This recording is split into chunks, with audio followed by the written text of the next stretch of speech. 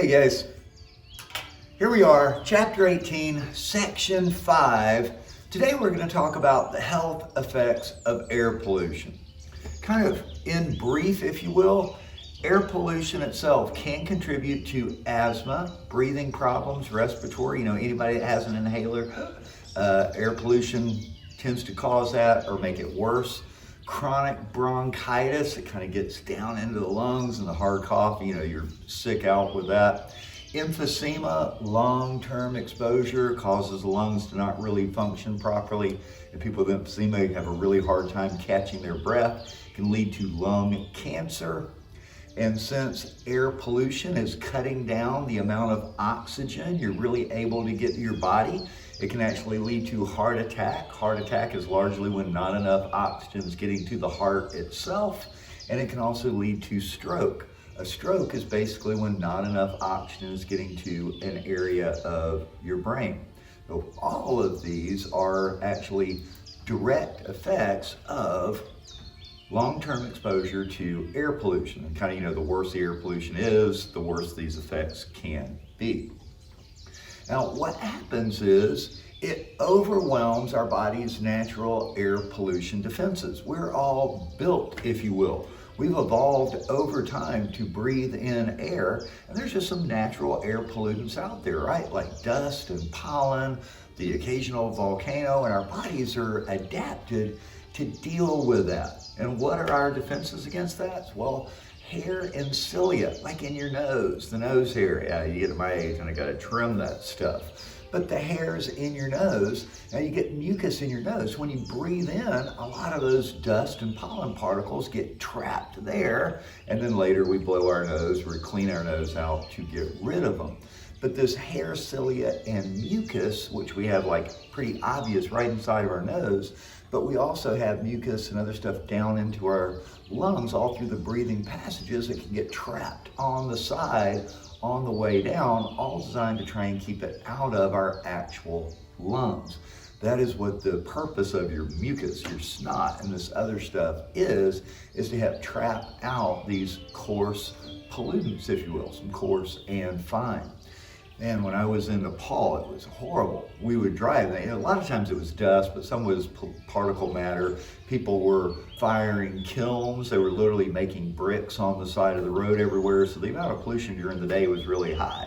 But man, you would get home from, driving around or being outside, and you clean your nose and it would be like black or gray. It was just all this soot that the hairs and the mucus and the cilia were trapping, and that was all stuff that wasn't making it into my lungs. Now, the effects of smoking and or prolonged air pollution exposure, and it really can be very similar. If you live in a city or a town where the air pollution or air quality is really bad, and a lot of the less developed countries have really bad air pollution just in the basic cities. The smog, you can't see 2 miles down the road because of all the smoke and the smog. Well, you can develop chronic bronchitis and emphysema. When I was in Nepal, over the years we were there, the number of respiratory cases in the hospital kept getting higher and higher because the air quality was so bad, breathing it in. Cases of people with asthma would come back.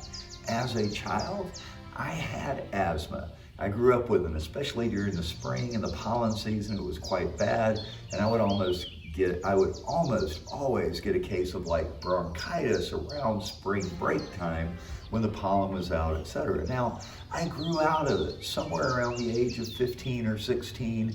It stopped really bothering me as much. It wasn't as much as an issue, and as an adult, I never had any problems with it until I went to Nepal. Now, doing my normal daily business, I was fine, but I tried to get back in shape. I had kind of stopped running and stuff for a while, and I started jogging again. And after about a couple of weeks of jogging, my asthma came back, because I was deep inhaling much more of the pollution, and my body's natural defenses weren't able to pull all the pollution out, and my asthma came back. Now, when we moved and left, it went away, but once again, these things happen. So whether it's smoking or just prolonged effect to it, this can lead back to chronic bronchitis, right? Bronchitis is all the time causing a problem, and even emphysema. Now, when we look at these natural body systems, if you will, we have a diagram up here of the guys. So, here's our nasal cavity, comes in. Now you can breathe in through your mouth, right? Or you can breathe in through your nose.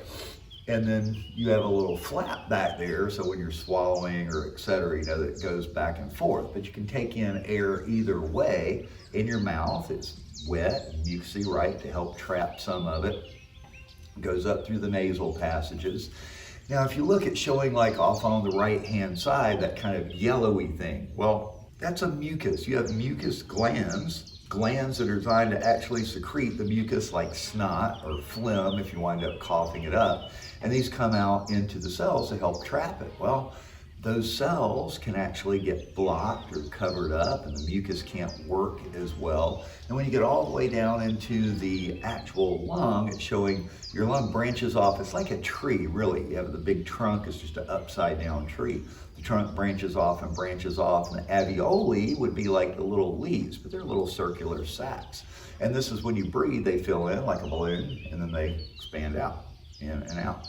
Well, the pollution gets down in the alveoli, and this is where smoking is especially bad because the tar that you get from it is kind of sticky. But when the pollution gets down in there, it gets where some of those sacs kind of collapse or they won't open back up. And this is what you get when you have emphysema. And what happens with asthma is sometimes these airways, they get aggravated, so they swell up. They swell up as a defense because think there's a problem. They're filling with blood, but then you don't get enough airflow.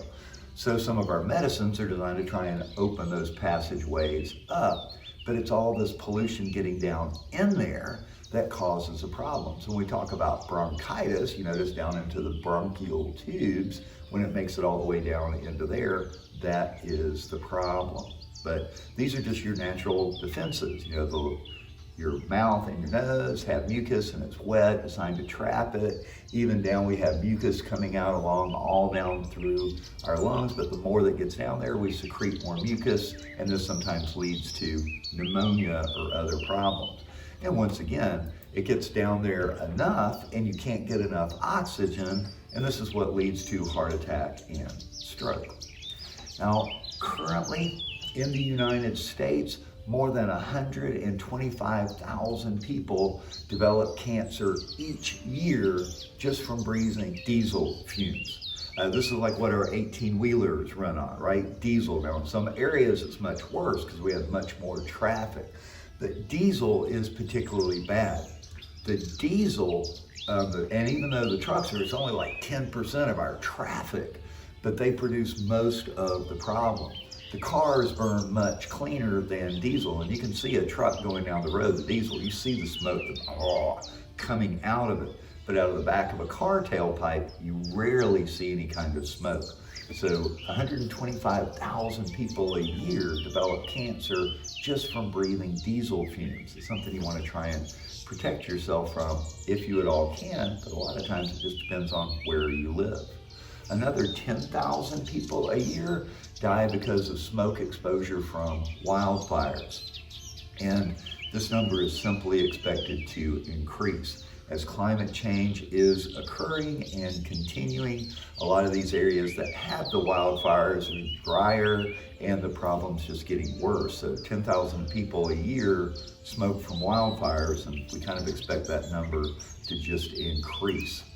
If you take a look at the map back here, we have our basic red, yellow, green. In this case, it kind of goes purple is the worst. Kind of right there up in the northeast, moving a little bit to our Midwest, we see some purple in there. So purple is the worst, red, then it kind of goes out to the orange, into the yellow. Now then when we move truly out towards the Midwest, getting into the true West, then we start seeing some green, and then it's blue. Now that up there is blue, is in that we only have less than one premature death a year, really from smoke inhalation. Cleaner out there, because the real heart of our industry is right in the middle of that red where we see the purple. This is most of our coal producing plants, industry, much more of the industrial smoke is created there, and mainly what these deaths, so the purple is, as it shows,